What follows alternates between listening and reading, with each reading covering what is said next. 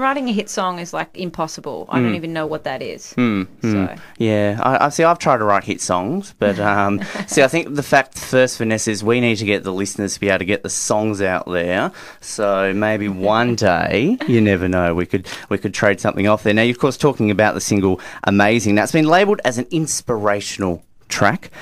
Obviously, going out there on the airwaves at the moment, is there anything more you can tell to our listeners? You were mentioning before about the honesty of it before they really get used to it on the radio airwaves. Well, it definitely makes you feel good. It's a feel-good track. It's very empowering.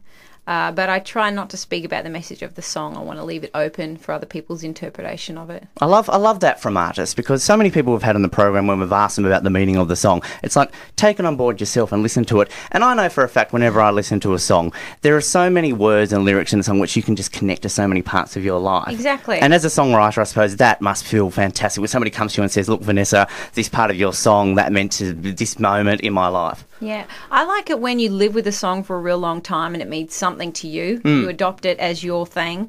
And then years later, when you look into the background or the history of the artist has written those songs and the stories behind it, then you fall back in love with them because then it means something else. Yeah. You know, like, say, Tears from Heaven. When I heard that song, it meant something completely different to me, but then finding out what it was actually about changed my whole perspective on that song. Yeah, and there are so many songs too, which I'm trying to think of a song off the top of my head. Turning Japanese, when you actually find out the proper meaning behind that, you're like, really? That's about that subject? Exactly. It's funny, actually, and sometimes I think there's a few songs I cannot think of, and it kind of ruins the meaning for me too, because you're like, oh, well, you thought it meant this, but then it means something else. Yeah. James Blunt, You're Beautiful is a perfect example of that. I think so many people think of that as a romantic song. It's not really. Yeah. Not at all. Now, of course, the song Gossip that has been doing great guns, I mentioned before on the radio before, about partying out in London and girls gossiping in the toilet. Now, the reaction from the fans to that must have been pretty incredible as well. Well, it's just the truth. I always thought we gave out mobile numbers, but we don't. It's Facebook pages, you join them, and then you run into the bathroom and you stalk them. Yeah, exactly. And then you find out everything you need to know within 5 minutes. It's funny, isn't it? And even if you're out there and you're out in the club and that sort of stuff, and you're like, oh, yeah, she's a bit of all right, you find out her name, Facebook, damn, she's got a boyfriend, and you're like, That's all the stuff you find out, which I think is hysterical. That's why I left the bathroom going, I've got to write a song about this. Yeah. If anyone was to Google me in that club, they'd kind of be weirded out. Yeah. That's Vanessa Amorosi. I thought she looked familiar for a moment there. Some Australian chick. Yeah, I thought she sounded a bit strange. And with the online stuff too, in the lead up to the release of that, you had the promotion, of course, for the Gossip Bomb campaign, where 15,000 fans sign up. They got a single of the song on the release date. Now, how did this idea come about? Because I want people to get into it. I mean, I really want the message for that song to be a positive message. I mean, even though that we all gossip about each other and, you know, social media is so crazy now, I want people to laugh it off and shut the computer. It really is not irrelevant to what goes on in your world. And if people have the time to gossip about you, then you just have to enjoy that they have that time. Yeah. They're talking about you. And I suppose too, bad. being in the limelight the way you are as well, the gossip magazines and all this other stuff too. I mean, it happens in schools now. Yeah. That's a crazy thing. I mean, back when I was going to school, I got picked on, but it stayed at the schoolyard. It didn't come home. And the pages that are out there, there's so many people getting into trouble for starting up certain pages about certain things about people, and it's ridiculous, really, isn't it? Yeah, you've got to learn to just shut it and life goes on. Yeah. There's more to life than a computer. Exactly. Now, the 5th album of yours coming out, scheduled for October, called V. Now, as I mentioned to you just at the start, your 3rd album in 4 years. Are you going to be looking forward to a bit of time off after this album comes out? No, I have many, many missions. Oh, right. If anything, it's speeding up. Wow. It's definitely speeding up. There's a lot of things that I want to do. Very good to keep busy, I suppose. Are you one of those people that just always has to be doing something? Yes. It's good. It doesn't have to be music all the time, to be honest. I mean, I'm always in and out of studios writing music, but I have to be busy all the time. So that's why I still have horses and I still ride a lot, and, you know, I love cars and motorbikes. I'm always onto some crazy mission. Well, it's good to keep busy. I'm exactly the same. No matter what happens, I'm always on the go trying to keep things going and like this sort of stuff. There are some of these projects that you can talk about today. There are some of these ones you can give us a bit of a teaser what you're looking forward to? I think the new mission is to get a tour going on through here. Yeah. I want to do at least a couple of shows here because it's been such a long time since I've done one. So that's the new mission. I want to lock down dates in in every place in Australia and tour solidly until the end of the year. There's been a lot of feedback I've noticed throughout your website and Facebook page about a lot of people saying, come here, come that. And on Hobart, I mean, the first time we had a chat to you, I mentioned I saw you way back, I think it was in 2004 at the casino. But last year you came here for the Blue Skies Ball with Jimmy Barnes and John Stevens. That was a very good night, I have to admit. That was fantastic. And a lot of people going to that were going there purely to see you because it had been so long since you'd been to Hobart. I know, it's unreal. I love that.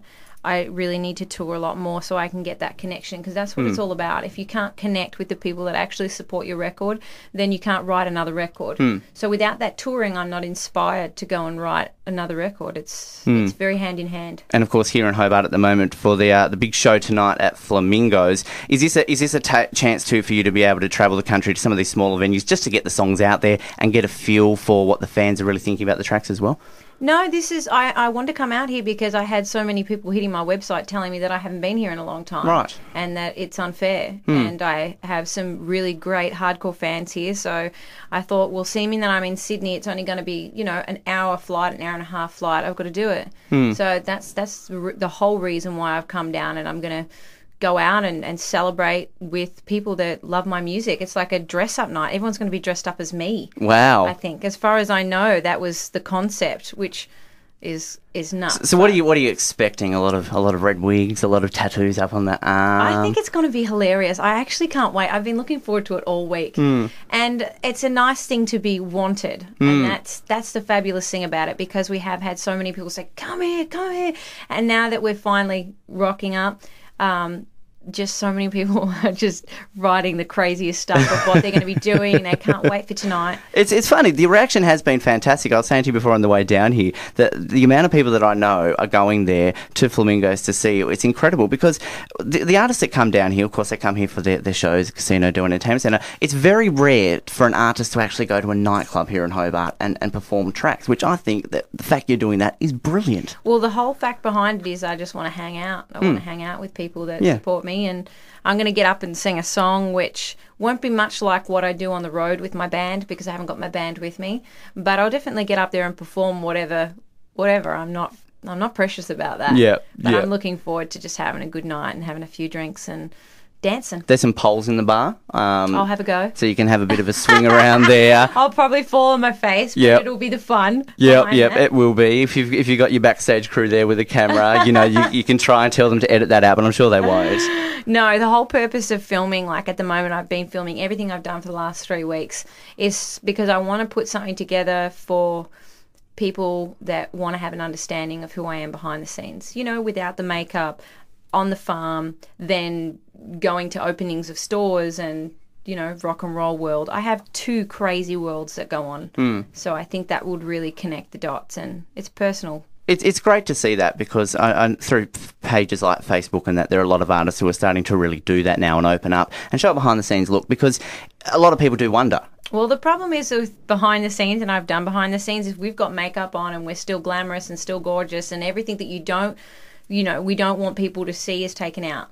This is a complete opposite to that. This is no makeup, wearing my PJs, making phone calls, running around crazy after stuff. This is all the things that people cut out. It's the craziness, it's the arguments, it's the drive behind the music, and then the hurry up and wait, which we have a lot of. We're always running late, and then we've got to sit down and wait for an hour, and then we're running late, and then we're sitting down and waiting for another 4. Well, I can tell everybody out there this morning that Vanessa was early tonight. I was tonight. She definitely was, but I was disappointed you weren't in your pyjamas though. Now that you mentioned about the pyjamas, yep. And they're really sexy. Oh, really? Right. Well, I'm just a boxer short and t-shirt person, so I don't think that really goes too well. Well, either. If it makes any sense, my mum brought my pajamas. Oh, okay then. Right. Yeah. Right. So teddy bears, cows, what's on them? You're already very close. Very close. Yeah. All right, we'll leave that to the imagination. We'll wait for the behind the scenes to come out. It's not sexy at all. Now, look, Vanessa, when we first interviewed you, we did ask our 5 questions we do like to ask all our guests. We will ask them for you again today to wrap it up, because they have changed slightly over the years. But before we do get to those, we've actually had a few people write in some fan questions, which has been fantastic, the feedback. Great. And one of the questions has actually come all the way from Italy, from one of our listeners in Italy, an Alessio Belcastro, who is actually asking if you have any plans on releasing and promoting V in America, and that if you do, he thinks that you would do fantastic over there. Oh, I definitely have plans. It's just whether I get to it. Mm. I got to conquer Europe after this, and then from there I'll go to the States. But releasing a record is usually a 2-year process. Even though it feels to other people it's not. It definitely takes about 2 years to get that turning. Well, I'm definitely believe you could do it because as he's saying, I definitely think you do very well over there. And just before we do get to the 5 questions too, one more question coming from Jess, who actually runs on Facebook the Vanessa Amorosi Street Team, and she's asking you what your thoughts are about that. They've got over 4,000 followers on there, and she also would like to send her love and support and saying that she can't wait to see you in the gigs later on this year. Awesome. My street team are the bomb. They really you don't want to mess with my hardcore fans. You just don't. I'm telling you, some of the places I've gone and some of the big people I've met in the industry, the first thing they say is, oh my God, your fans are such ball breakers. I lose it. I laugh so hard. I'm like, yes! That's awesome. You might not think of me, but they do now. Yeah. I think it's awesome that they're that passionate about what I do, and that's why I'm passionate about doing this sort of stuff, giving back, being here in Hobart. I mean, these things are really important, and I can't thank enough to my street team because they really do fight for my career. Well, that's fantastic. They've certainly been very good to us over the last few weeks in regards to when it come out to this interview. Now, we'll get to these 5 questions. I'm not going to mention, though, one of the questions we got was a marriage proposal from Edward. So if you're that keen, I'll pass his details on to you. Wow, thanks, Edward. Yeah, You would not want me. I'm out of control. He's very interested now about these pajamas, though. I'm not sure he is until he sees them. Da, da, da. Sorry, Edward.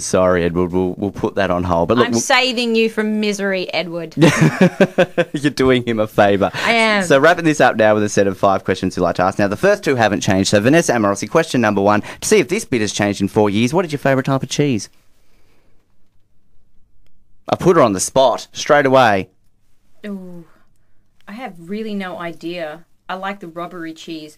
Squeaky cheese. Wow, yes. I don't think we've actually ever had that on the program. I love squeaky cheese. Yeah. Do you know what that is? I'm picturing it as something. I can't tell you what it is, but I know it squeaks when you eat it. Squeaks when you eat it. You pan it in a pan. You pan it in a pan. You fry it in a pan. Right, okay. I'm Extremely thinking... bad for you. And there's a lot of cheeses. I'm liking the different answer though, Vanessa, because we've had too many camemberts and bries recently. Are they the ones that smell like vomit? Yeah, the blue cheeses. They're the really soft, squishy ones that you have in those crackers. Yeah, no. Frequently too many of those. Question number 2, again, this hasn't changed in 4 years. Vanessa Amorosi, are you a folder or a scruncher? Scruncher. Scruncher. See, again. I'm running out of time to fold. Yeah. Well, as you've released so much and that, you're saying you're a workaholic, you've got to scrunch, you've got to get out there and do it. Question number 3. Growing up, who was the childhood celebrity crush? I never had one. Didn't you? I really didn't have one. No. I was strange. Do you have one now? Yes. Now I have a lot. Oh, you're allowed to. Can we get the gossip? Get it on the air? I love... Oh, God, I love so many actors. It's ridiculous. I think my favourite would be Vin Diesel. Vin Diesel. Yeah, he's a big listener to this show all the time. Just tunes in, so I think you might get a phone call. I think he's already married. Ah, well, God damn, I missed that boat. Come to Australia, just don't tell many people. I'm happy to torture him. Yeah, I think a lot of listeners would be. Question number 4, also growing up, what was the dream job? Was it a singer? I don't think I really thought about a job as a kid because I started working as a singer at 12 in a band. So that was already happening. I already had the job.